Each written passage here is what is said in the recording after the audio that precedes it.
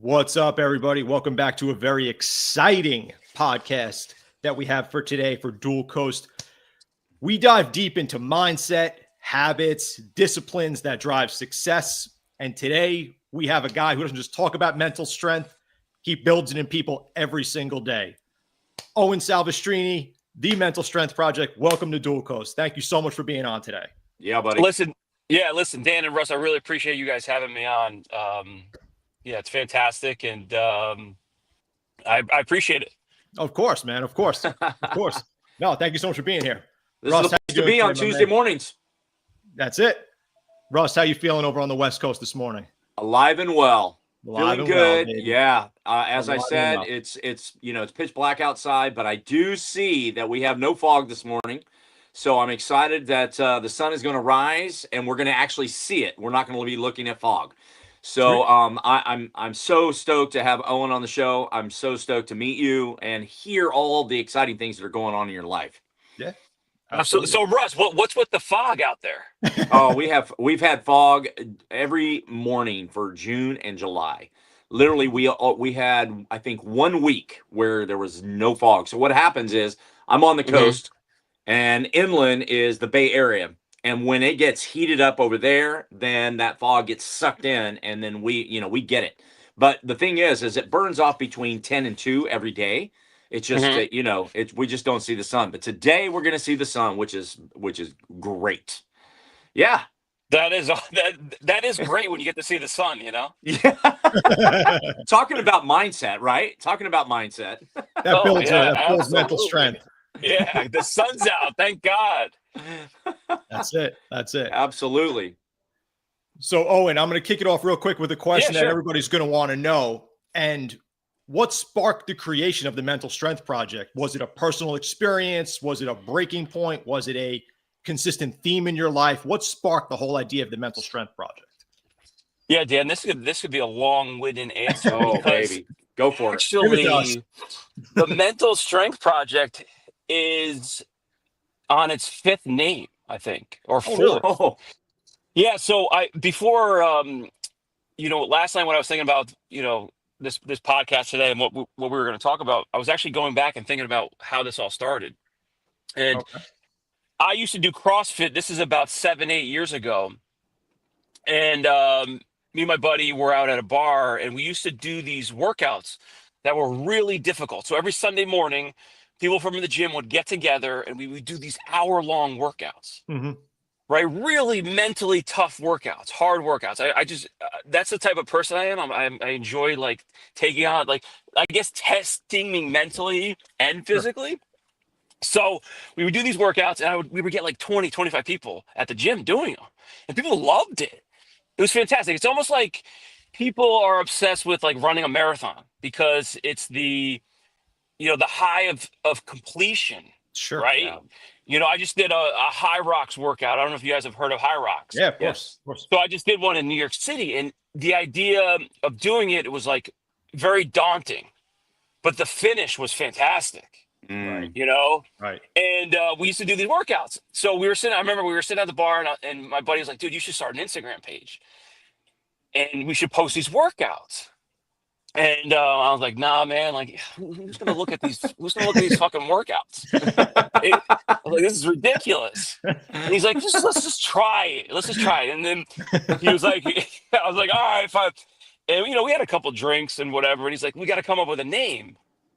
So I remember typing in, he's like, let's call it, we were like, let's call it Bloodshed Training. Bloodshed Training.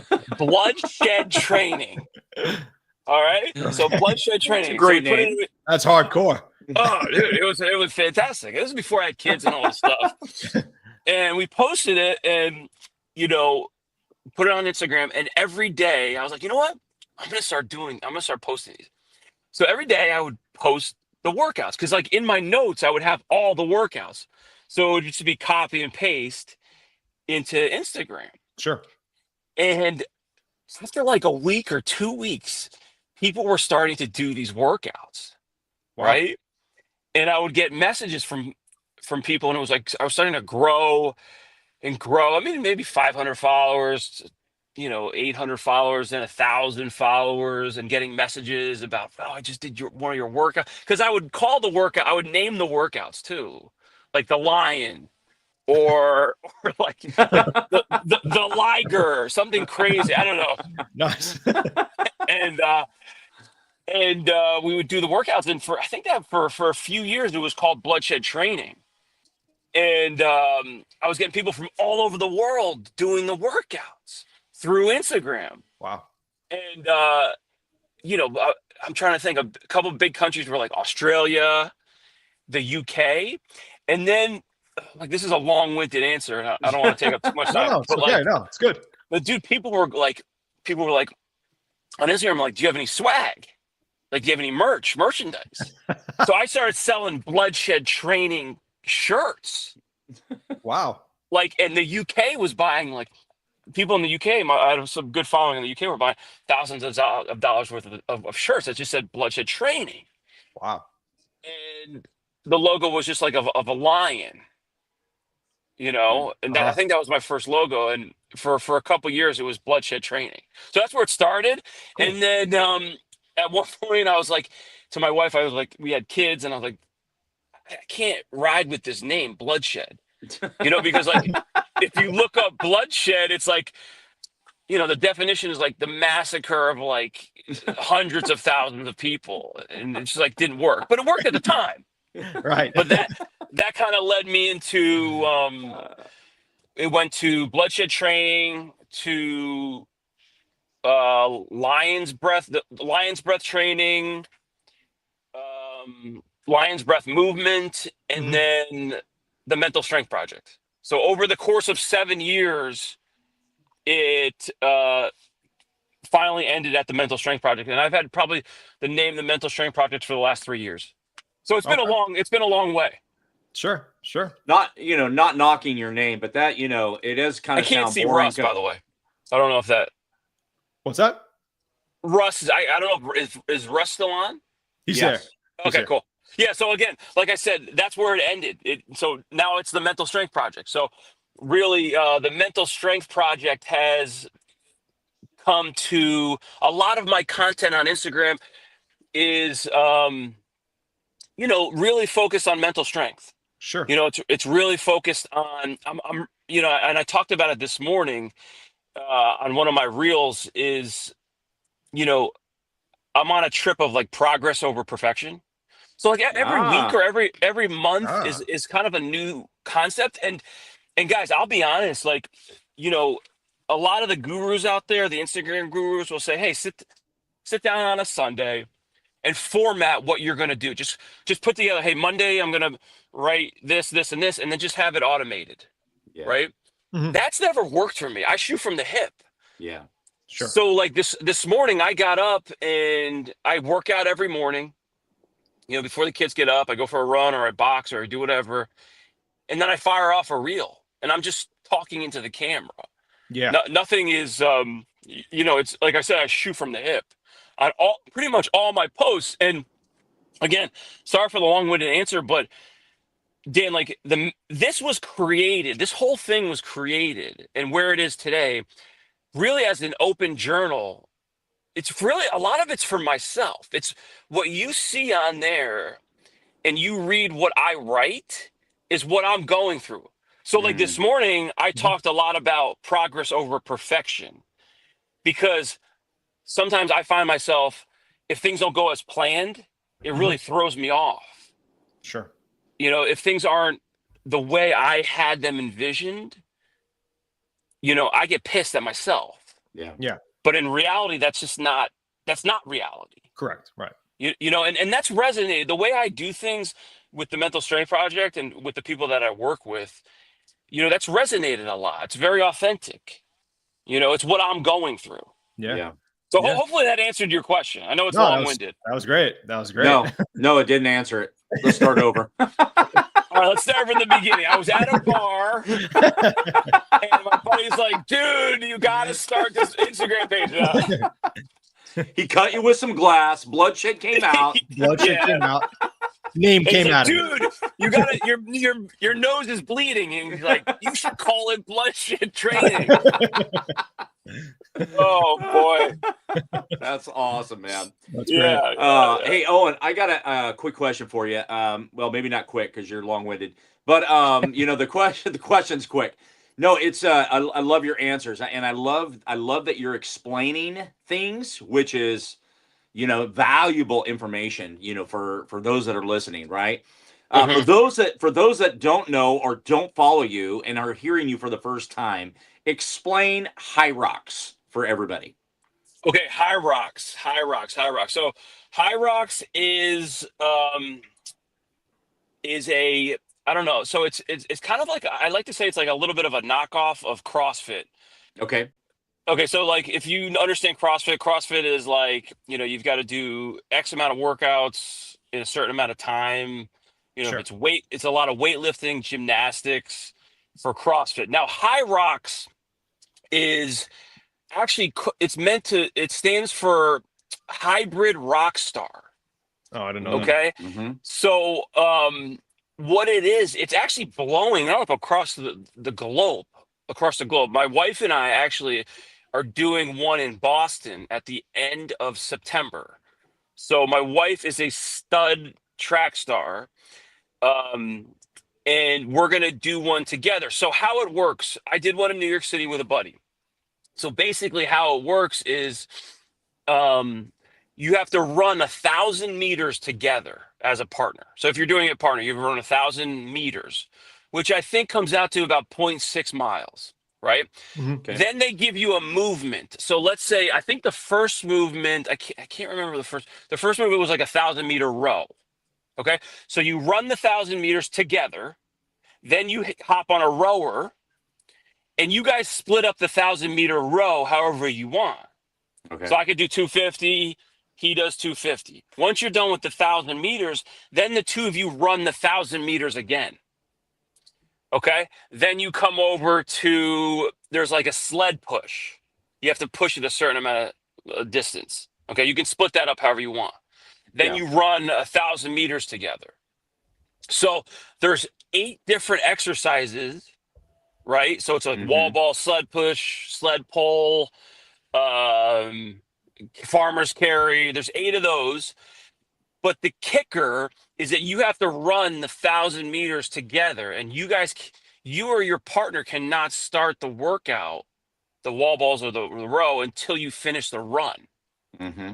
So I got absolutely fucking destroyed because I'm a big dude. Like Yeah. I played college ball. I played Division I college football. I'm a linebacker built. I'm about 225. My partner's 160 soaking wet. So like these runs were Like a deer. crushing me. He was like, yeah, waiting on me to, and the run. So you end up running 5 miles. Yeah, that's a Okay. So long way, yeah. yeah, so you're running 5 miles and you're including all these other things. So it took us an hour and like 60 minutes, which is a pretty good time. Yeah. Yeah. But the people that are really good at it are folks that are good at running, really. Sure. Sure. Distance people. Like my wife's a very good runner. She's going to be really good at it. Yeah.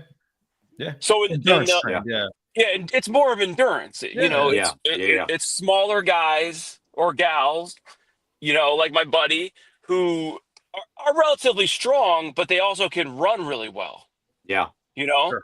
Yeah, I think to throw some interest into it, and some spontaneity is on the events that you have to break up to decide who does what and what portion of.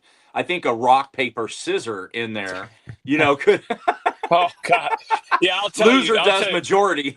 Oh my God, I'll tell you though. I'll tell you. I was wiped. I mean, I'll be honest. I was wiped. The run was fucking me up. I don't mean like it was messing me up. And there's one movement. It was like they're burpee broad jumps, Oh, and they man. put them smack in the middle. So I'm gassed. Yeah. And Chris, my buddy Chris is like, dude, we gotta split this up. I'm like, you gotta do most of these, dude. I'm gonna fucking die. I was like, I will die on this turf right now. I need you to do a majority. So he ended up doing a majority of like the burpee box jumps or the burpee broad jumps because it was a killer. Like Yeah. it was killing me. So I've been training for the one in Boston. I've been running a ton lately just to get ready because I know that's what it's going to be. Sure. Not that I'm going to win the whole thing. Sometimes Yeah. I think I'm going to the way I train, Yeah. but just so I don't get my ass kicked on the run again. Of Like course. I was in, I, I'll be honest, man. I wanted to stop about it. Like it was one of those times where it's like I ran the New York City Marathon, and I wanted to quit. Like the last 6 miles, I must have told myself that I wasn't going to quit a million times. But it was like the same type of mentality. And we talked about this, I think earlier, was like, you know, the idea of doing it is very daunting, especially with high rocks. Mm-hmm. And for me, it was very daunting because I'm not a runner. Like I can do all the other movements well. And it was a lot of mental strength Mm-hmm. to get through it. And I'll be honest, there were like I had to tell that, the voice in your head where it's like, because your brain wants you to be comfortable always. Yeah, Like it doesn't like discomfort. that's right. So when you hit that threshold of really, really like some really hardcore discomfort, your brain's like, just stop. Just Right. relax. Just walk. Right? Yes. But like for the last half of that High Rocks workout, my brain was telling me, dude, just walk. No Mhm. one's gonna care. And then you have that other side being like, don't you dare stop. Yeah. Yeah. So for like, I would say the last 30 minutes, it was a lot of chatter, internal chatter. And the beauty of it was I beat out that chatter to tell me to stop, and I Mhm. was able to cross the finish line. That's awesome. So it was like so cool. Like, not that anyone cared.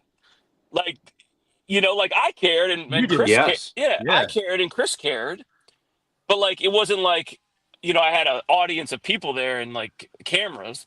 But like crossing that finish line was like just a huge, I think I might have posted this on the Mental Strength Project. It was a tremendous accomplishment for me. Of I course. was really nervous going into it because I didn't think I was going to be able to do it. Wow. Just the way because I'm not a runner, and it's a lot of running. Sure. And for me to cross the finish line and beat out the idea of like beating out that whisper of telling you to stop and calm down and go for a walk and no one's going to care, Yeah. and to beat that whisper out, I mean, listen, that's powerful stuff right there. And a lot Sure. of my page has to do with that. No, I noticed that actually when, I look at a lot of your reels and a lot of stuff you post, and, you're very, very adamant about posting every single day and stuff like that. We were talking about that off air before. And a lot of your reels have such good content to them. It's like amazing. It's motivating. It has mental strength. It shows the discipline. It has everything to it. And it's great, honestly. Like, and I see you tie a lot of that stuff into that page, and it's amazing. It's amazing. Yeah, yeah. I mean, I try, and I do talk about this too, is, a lot of the stuff, like I said, a lot of the stuff I talk about or I write about, I'm going through. Sure. And Sure. yes, I could be very motivational talking into the reel, but and I've stressed this a lot lately. Sometimes I just show me working out or after me working out, and you got to be disciplined and you got to do this. And what I've tried to do more of lately is say, hey, listen, I'm not always, I don't always want to get up at 4:30, 5 o'clock in the morning and work out. Right. I Right. don't always want to be disciplined. Of course. It's course. very difficult. But Absolutely. if you can stay consistent with your discipline and do things, like the powerful thing about like your mind is like doing something that you really don't want to do and you end up doing it. Like that's Mhm. discipline and that's consistency. It could be you could dumb it down or bring it down to as little as like, listen, I don't even want to get out of bed today, but you do it. For someone who doesn't really want to get out of bed and they get out of bed, that's powerful stuff. Like the idea of like you doing something when you really don't want to do it and you'd rather do something else Mhm. really gives you an advantage over a lot of people, and it gives you momentum. That's why I Yeah, talk about consistency and progress is really important over perfection. absolutely. Absolutely. Yeah, absolutely. Well, we are 100% believers in that. Yeah, 100%. 100%. Oh, and you have a lot of, coaching clients online through social media and people Yeah. who reach out to you for help, whether it's, mental strength, discipline. What do you teach these people when their motivation fades? What, as most people inevitably motivation fades in them at some point. They're trying to accomplish a goal. Sometimes they lose motivation, they lose their way. What do you do to anchor your discipline to? How do you train those people to keep the motivation there? Yeah, so through the mental strength practice, I've started just like one-on-one coaching, and I coach a few people. That's it, Sure. because I want it to be really, I want it to be really authentic. I don't want it to be like a cookie cutter. Or I'm going to send you a Sure. program. So with these 3 clients that I work with, it's really one-on-one. We're on the call. We're on a call every week. Mm-hmm. We talk via text every day, pretty Mm-hmm. much, and they all come from different aspects of life, and a lot of you know discipline and consistency where I talk with my clients and the people I work with is just show up. Yeah. Just show up. You don't like we're not here like people aren't handing out gold medals every day. That's right. So like if you're just starting on your fitness journey, right? And I do work with one client who's just starting out on a fitness journey. Just go for a 5-minute walk and do that every day for 30 days. Like I read a lot of Robin Sharma. He's an author. All Mm-hmm. right. The 5 a.m. Club. And he works with a lot of high level clients. And what he does, if they want to improve on a certain thing, he gives them 30-day challenges. Okay. So for example, like you want to start reading more, right? Read 5 pages a day. Mm-hmm. Read 1 page a day. Right.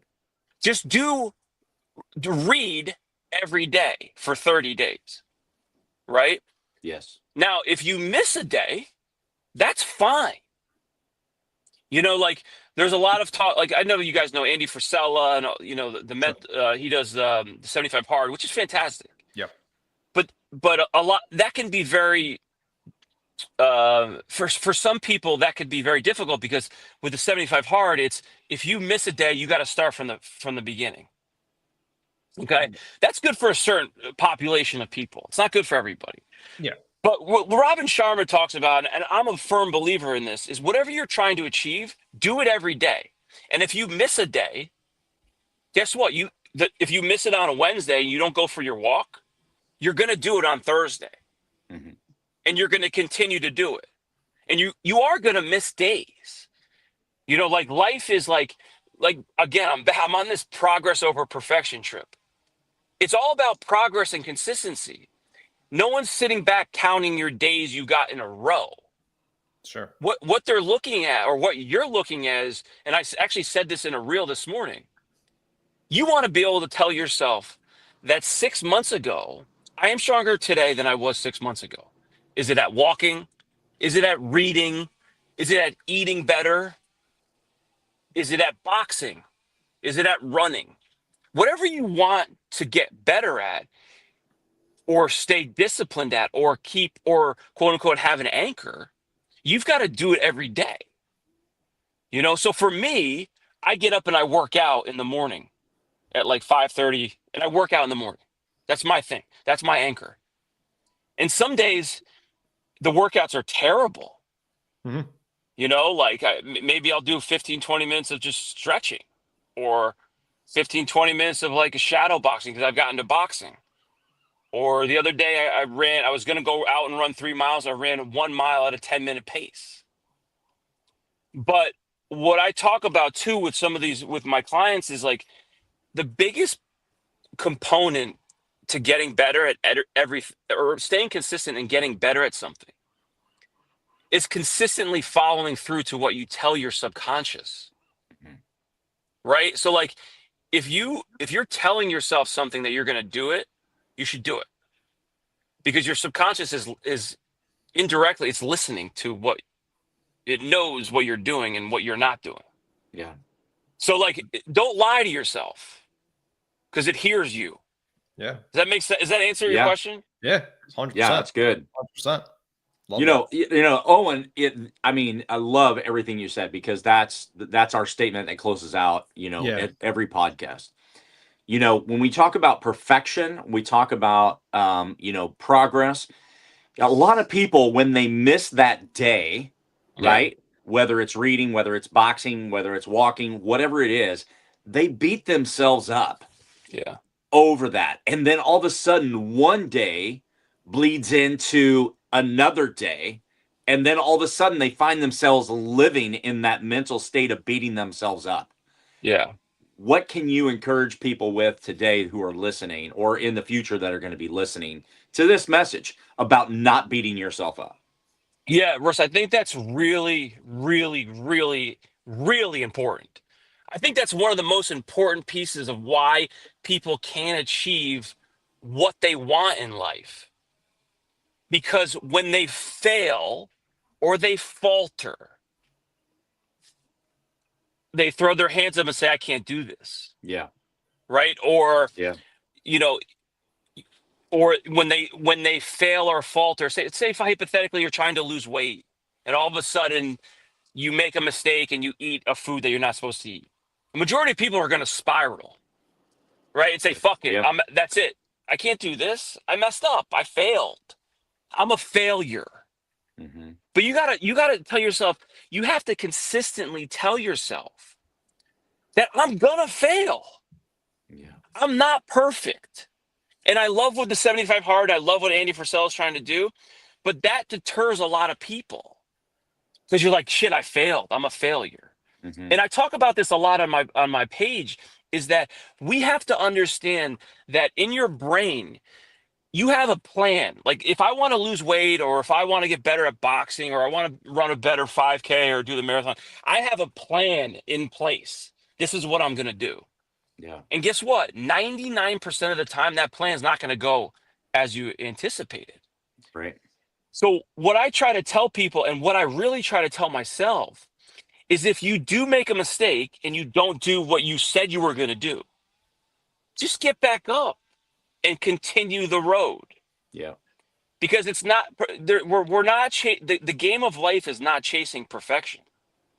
It's consistently showing up when you failed multiple times, Mm-hmm. multiple times. And like, with anything, and I'll go back to my page, the Mental Strength Project.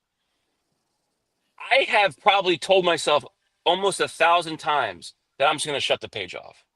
I can't get this sucks, or I'm not getting a good post, or people are not reacting the way. Mm-hmm. Like if I did that, if I shut the page off 6 years ago, I wouldn't be in the position I am today. Yeah. So it's like, just going off what you said, is like, people have to understand that, like, and myself included, is like, stay consistent. Don't chase perfection. Do not chase perfection. Like, we live in a society where you go on social media and everything looks perfect, and you get this, and everyone has their A+ life, and it's puppies and rainbows. That's not reality. That's Yeah. not reality. Like, It isn't. you're not waking up every day with puppies and rainbows. That's a very small Very small percentage. percentage. Most of the time we're fighting an internal battle to do what we said we were going to do. Yeah. You know what I mean? Sure. Yeah, absolutely.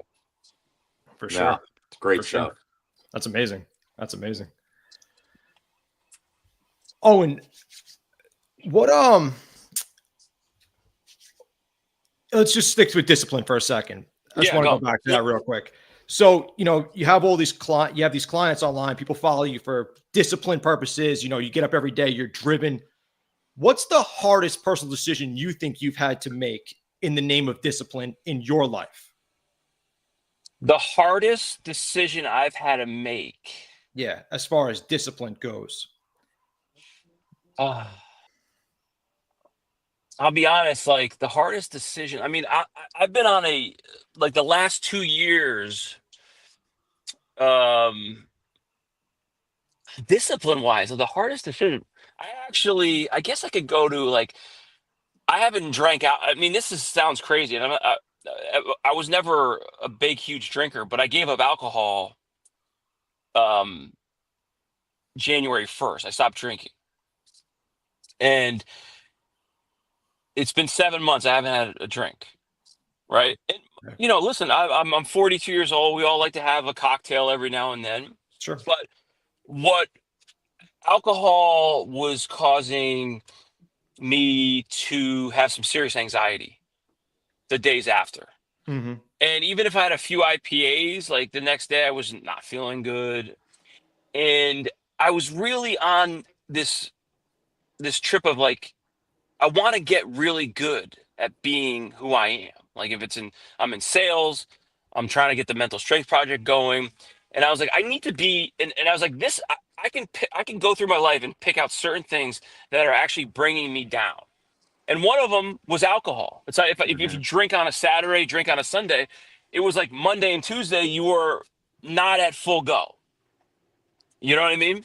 Sure. And, from a discipline standpoint, I stopped drinking January 1st. I did the January challenge, Yeah. like the dry January. And I'll tell you, I have never in my life have done anything that difficult and I'll tell you why. Not that I was like had to have a drink every day and I need to have a drink, but our society has glamorized alcohol so much that if I don't drink or if I tell someone I'm not drinking, I look like I have 25 heads. People look at me like, well, A, did he get a DUI? B, did he get in some Yeah. domestic violence? Did he get arrested? He must be an alcoholic. But really, my answer to most people is no, I want to get healthier. Yeah. I want to get better. And this is this one thing was bringing me back. Was holding me back. And the hardest part about the whole alcohol thing is like if you go out and you're with friends and you don't drink and you say I'm not drinking, like I said, people look at you like, "Oh my God, what's going on?" You Yeah. know? And what I found out is like, it almost makes people think that you're better than them in a way. If that makes sense? It Yeah. I does. understand. Yeah. And it also, when you tell someone that you're not drinking, it kind of makes them look internally to themselves and say, well, maybe I shouldn't be drinking, or maybe I drink too much, or maybe that person that you told you're not drinking has been trying to not drink and they can't. Mm-hmm. So it's like a weird dynamic. Yeah. But I'll tell you something. I feel so good, like clarity wise. My workouts are fantastic. Yeah. But from a discipline standpoint, it's very difficult. It's like because my wife, she still likes her cider. She likes to have her ciders on the weekends and wine and every now and then. And then, going out to dinner and like explaining to people. That was a big thing. It was like explaining to people of why I decided to not drink. It's like, Sure. no, because I'm trying to get better. I'm trying to get healthier. Yeah. Yeah. And I talk about this a lot. It's like I'm not telling you or anyone else that you shouldn't drink. If you want to drink, go ahead. It's your choice. I'm Right. just telling you what I'm doing. Yes. And by me choosing not to drink, I feel so much better mentally and physically that I don't know if I'm ever going to go back to it. But from a discipline standpoint, I had to say so disciplined because there had been so many times people were just like, oh, come on, just have a drink, have some fun, do this and do that. And then explaining myself over and over again. It got to a point where I almost wanted to be like, fuck it. Like, why don't I just have a Yeah. drink? Yeah. Right. You know what I mean? Does that make Right. sense? Yeah. Yeah. Absolutely. And that's where the discipline really kicks in. Oh my God. The discipline was just like, it was like, just in my head, I just had to keep on saying to myself the benefits of it. Because I said, oh, I'm going to get to 3 months and then I'll reevaluate. And I'm like, damn, at 3 months, I feel really good. Yeah. Yeah. There's no reason for me to go back. And then Yeah. it was like, I turned 42. It was like my birthday. And everyone's like, come on, it's your birthday. And you're just like, no, you got to stick to the plan. Stick to the plan. Yes. Yeah. Yeah. Well, I think that's a key thing, what you just said too, because I think a lot of people probably see that breakthrough moment at some point throughout their discipline. Yeah. They get that breakthrough moment. Like you reached that 3 months and you were like, I feel good. I should keep going. And Yeah. I think a lot of people, once they get started and they keep making a little bit of progress, they get that breakthrough moment for themselves and they say, this was the right thing to do. I got to keep going. I think that happens a lot. Yeah. No, that happened to me. That was like at the 3-month mark. Yeah. It was like 90 days. And I was like, holy shit, I feel really good. Yeah. My workouts are off the charts. And I've dropped weight. I've dropped 15 pounds and my blood pressure's down. And all these things, I'm just like, I talked to my wife about this. I'm like, I have all these tremendous benefits from not drinking. Why would I go back? Mhm. I get it. Like, it's fun. I've had a ton of fun drinking. We all have, I'm sure. But like, it's like, and then two, sometimes it takes away from my kids. I want to be present with my kids, and they're 3 and they're 6, and it's just given me a lot of momentum, and also too, from a discipline standpoint, doing something like that has really filtered through some other parts of my life where I said I couldn't do something, and now I'm finding myself being like, no, I can do that. That's a piece of cake. Yeah. Mm-hmm. You know what I'm Yeah. saying? For sure. Yeah, For absolutely. sure. It's awesome. It's awesome. So Owen, you're a family man, and your dad, your husband, and I love that. I don't know if more kids are in your future, but with your current family that you have right now, as an example of a father in what you are trying to accomplish with your kids, what is it, with your state of mind, with your mindset and your movement and all this, as far as raising your kids, what example do you hope that they see in you?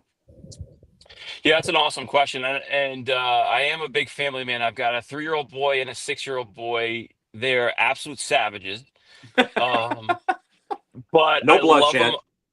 bloodshed. No bloodshed at all. But that's a lot. And it's funny. Not it's funny, but I'm glad you asked this question because I had a friend on my podcast one time a few years ago, and he said to me, he said, what I think's awesome why you're doing this podcast is because if anything ever happened to you, your children can go back and listen to these episodes Mhm. of who you were, of what you were about. Yeah. Wow. And I thought that was so powerful, so powerful.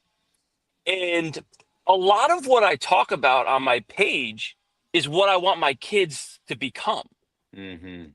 and a lot of the stuff I talk about, I hope they go back and read some of the things that I wrote or I write or talked about in the camera about discipline, about, I talk about integrity. I talk about, again, progress over perfection. I talk about a lot about being a good person. Yes. Okay. These are all things that I was taught by my father. Yeah. Important And things in life. yeah, very important things in life. And my son is 6, and he's about to go into first grade, and we talk a lot about integrity, and we talk about a lot about being a good person. And I think that's really, really important in this day and age, of having integrity and being a good person. And I hope that as they get older, they see myself, my wife, we get up, we work out, I think is very important. Yes. We showcase the idea that, you know, you got to move your body, you've got to work out. Um, I'm a big believer in it's working out is not only a physical thing, it's really helps you mentally. Yeah. Um, and what I'm trying to instill in my kids is me getting up at 5 o'clock in the morning and going downstairs in the basement and working out is saying, dad's really disciplined. And I think discipline has tremendous advantages in life. Yeah. I think kids that grow up in a structured environment with discipline can benefit greatly in Agreed. that environment. I grew up in that environment. My dad is probably the most disciplined person I've ever met in my life. And I've learned a lot about his discipline. I used to think discipline was, drill sergeant, you got to do this and boom, boom, boom. But discipline is doing what you told yourself you were going to do and doing it consistently. Yeah. Right. Yeah. And I think discipline especially with kids who are young kids, discipline builds structure. And I think a lot of kids, especially kids my age, 3 and 6, they need that structure. Yeah. And just to go back to your question is like, I hope my kids understand and look up to me as a person of integrity. I teach my kids, no matter who you're speaking to, you're speaking to them with integrity. Mm-hmm. You're being a good listener. These are a lot of things that like we all know we need to do, but for whatever reason through life, we all forget about it. Yeah. Sure. You know, but yeah, I hope they watch me. That's the thing. Yeah. They watch me. And Yeah. if there's any fathers out there listening, I don't care what you say or how you say it. Your kids are watching your every move. Yes. They might not be speaking it. They might not be saying, "Hey, Dad, how was your workout this morning?" But they know I was downstairs working out. Yeah. And they know that. They know that when they hear me talk to people, or speak to people with integrity and being a good person, and like again, having good manners, saying please and thank you, Mm-hmm. stuff like that. So I think that's really important. And even if my kids don't say it verbally, they're watching every move I make. Yeah. Sure. They are. Sure. 100%. Yep. 100%. Awesome. That's awesome. And their future actions are going to be affected by what you're doing right now, right? Yeah, no, I mean, I hope that's the case. I mean, that's the thing, even too with the alcohol thing. I think not that I don't want them to ever drink, but I think that's important. I don't want to be, and sometimes I look back and on the weekends I would be outside cutting the grass, having some beers and drinking and hanging out. And sometimes I would think that would take away from time with my kids. Yeah. Yeah. You know what I mean? Or so like, and I talk a lot about this on my page is like being present with your kids and your family is so valuable. I mean, it's time is like our biggest asset, and sometimes we forget about it. Yeah. And just say, "Oh, we have all the time in the world," but in reality, we don't. We don't. No, we don't. Robin Sharma talks a lot about mortality, and he's like, I have no problem thinking about my death or that I'm going to die one day, Mm-hmm. because that motivates me to be more present in the day where I am right now. Yes. Because like I'm gonna die one day. This is all going to come to an end. Right. And a lot of the time, people we're moving so fast, and emails and this and that, and boom, boom, boom, and everyone wants to go, go, go, go, go. Sometimes we forget about, where we are right now. Sure. Yeah. Sure. And like, I don't want to get caught up too much in the go, go, go, go, go, and miss out on my kids growing up. The now. Yeah. Yeah. The now. Well said, man. Now. Well Yeah. said. Yeah. For sure. Yeah. Absolutely. Hey, I David, know people are listening. Yeah, in my old job, when I was working where you're at, I was nonstop, dude. Yeah. I was nonstop. I was 7 days, 7 days a week. I never saw my kids. Right. And Right. that had a huge, I had to make a change because of that. Right. Because I can't not, leaving at, 5 o'clock in the morning, not getting home until 7 p.m. at night, not putting Yep. my kids to sleep. That had a Yep. major impact on me. Sure. Now, there's some people that are listening to this that doesn't really bother them. Okay. Like, yeah, my wife's home. She'll take care of the kids. But I want to drive my kid to school. Yeah. I want to have the opportunity to pick up my son from school. I want to put my kids to bed. I don't Yeah. want to miss things in their life because I'm chasing the dollar. Yeah. Yeah. You know what I mean? Yeah. Yeah. But, Of course. maybe I'm a minority in this. I don't know. I try to figure that out sometimes. Like, do a lot of men think the way I do, or is it the opposite? Is it I'd rather go out and hustle, and just leave everything to my wife Right. at home. Right. Right. You I know, guess two different what do schools of thought. you guys think of that? I agree with your mentality on that. Honestly, I want to be able to, pick the kids up, bring the kids to school type of thing. Chasing the dollar is great. And I understand that. And I'm all for that too. Don't get me wrong. I'm all for the Right. hustle. Definitely, me too. But at the same time, I still want to be able to, be there for my family and, kids and whatever else, wife, just, Right. I agree with your mentality on that. Yes. Yeah, I served I served a lot of years. I served 6 years as a youth pastor. I worked a couple of years at Okay. an orphanage down in Mexico. So Okay. I wasn't chasing the dollar. Like Okay. I was about impacting lives. I was about That's awesome. helping kids change their lives, get on it, get on a path. I worked at a college for 8 years. So a lot of people service kind of things, right? Mm-hmm. So I wasn't chasing the dollar. I was a family man. I have 5 grandbabies. I got 3 adult kids, and Awesome. just spent the weekend with my 2 granddaughters, 6 and 5, and getting, Awesome. they're getting ready to start school soon.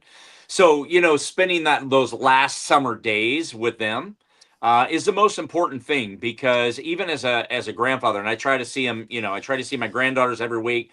My grandsons live on the East Coast, so that's a Mm-hmm. different dynamic.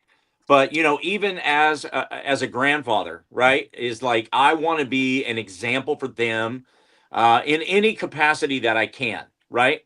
And I want to be Yeah. there. I want to be there for the events, because my parents never missed any of Yeah. my activities. Yeah. I Yeah. was in sports all my life. I lived, eat, and breathe sports. I played sports in college. They never miss an event. They were always there. And my father ran a company. He was there. He was, they were Yeah. present. We had dinner every night at the kitchen table. Mm-hmm. So that's what I remember. My dad Yeah. was up and out the door. He was in the office at 5 a.m. every single day. I didn't see him for breakfast. I didn't see him before school, but I saw him every night at the dinner table. Mm-hmm. Yeah. Yeah. And those are kinds of things that are important to me, that I instill in my kids, but also instill in my grandbabies. So chasing the dollar, that's absolutely fine, but always taking time to make sure that you spend time with your kids, because you get one shot at it, and Yeah. that's it, one Yeah. shot. you know so Yeah. No, I love I what you're mean, doing. I'm seeing this too as I've got a 3-year-old and a 6-year-old, and like you said, what you just said is like my path.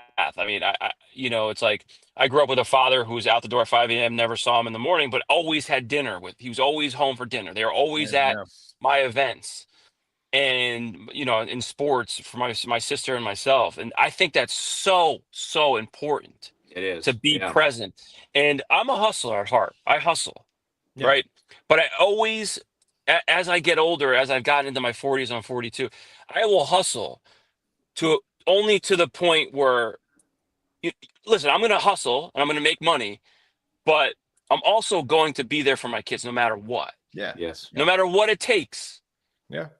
because like I tell my wife, I'm like, in 20 years from now, they're not going to be like, well, Owen worked the extra 3-4 hours on that Tuesday, to like, he was great. He didn't go to see his son's soccer game. It was awesome. Yeah. Exactly. So I think, like I was just saying, as I've gotten older, that's the most important piece. And with my kids, is being there for them, being present Yes. with them. And Sure. what you talked about too is like serving people.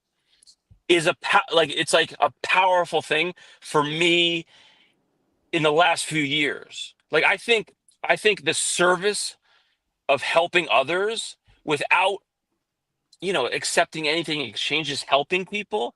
I Yeah. think that's such a powerful.